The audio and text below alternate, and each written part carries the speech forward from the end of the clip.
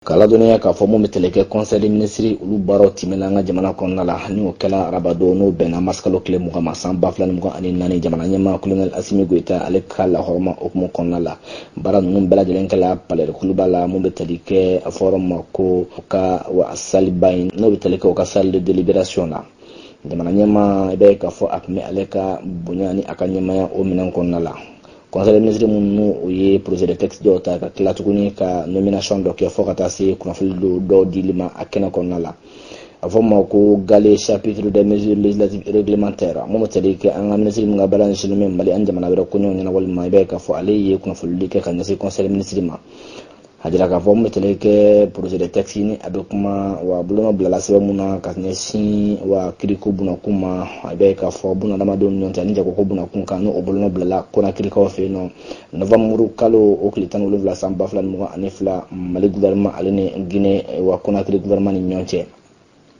o kɔfɛ projet de texte mun fana ni a tala ka se ka bolonɔ bila mun bɛ kuma wa bɛnkan mun fana sɔrɔla fɔ ma ko wa entrée judiciaire matière pénale la bɛ ka fɔ wa mun kɔnɔ fana bolonɔ bilala Guinékaw fɛ yen nɔ novembre kalo tile 17 san 2022 Mali ani Guinée olu gouvernement ni ɲɔgɔn cɛ ka bɔ yen tuguni a fɔ ma ko projet de texte ni ale fana bolonɔ bilala mun bɛ tɛli kɛ a fɔ ma ko extradition convention sur l'extradition ni y'a ta k'a lajɛ ni bolonɔ fana bilala Konakirikaw fɛ yen nɔ novembre kalo tile 17 san 2022 wa mun bɛ tɛli kɛ Mali gouvernement ale ni wa Guinée gouvernement ka bolonɔ bila ni o kɛlaw la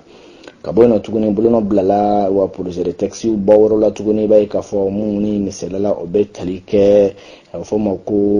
wa convention générale coopération en matière de justice i b'a ye k'a fɔ o fana baaraw olu kana kɛla i b'a ye k'a fɔ kɛrɛnkɛrɛnnen la Bamakɔ mɛkalo tile 20 san 1964 olu baaraw fana a tɛmɛna don tɛmɛn'o la ka jira k'a fɔ mun bɛ tɛli kɛ jamana bɛ taabolo min kan ko sisan bɛ k'a fɔ n'u bɛ tɛli kɛ banbati wala tigɛlamaw ka wuli ka jɔ ale ni ɲɛgili ale ni wa dankari bɛ ka kɛ bunadamadenya taabolo la cogo min na an ka jamana ni ɲɔgɔn cɛ ko yɛlɛmaliw ko nin kan ka don wa olu bolonɔbila mun kɛla sɛbɛnw la ko yɛlɛmaliw kan ka don o la o de mirina nana bɛ k'a fɔ wa Mali gouvernement fana hakilina in ta k'a fɔ ko yɛlɛmali kura dɔw kɔni kan ka se ka boloda wa bolonɔ bilala sɛbɛn minnu la kabini novembre tile 17 san 2022 k'i b'a ye k'a fɔ yɛlɛmaliw caman kan ka don o la ni y'a ta k'a lajɛ fɔ ma ko convention entrée judiciaire matière civile et commerciale ka taa se wa convention mun bɛ tali kɛ matière pénale kan ka taa se extradition ma ani fɛn fɛn bɛ tali kɛ bolonɔ bilala sɛbɛn fɛn fɛn la k'i b'a ye k'a fɔ ko yɛlɛmaliw caman kan ka don o la projet texte in filɛ k'i b'a ye k'a fɔ a bɛna kɛ sababu ye ka se ka lakileni dɔ ko nin kɛ ka ɲɛsin wa tagabolo o ma jamana yɛrɛ bɛ kisa minɛ ko don jamana yɛrɛ bɛ tagabolo minɛ e ko bi k'i b'a ye k'a fɔ o kɔfɛ tuguni wa a bilalen sen kan wa o baaraw fana olu bɛna timɛ kosɛbɛ wa kiriko o bunakun kan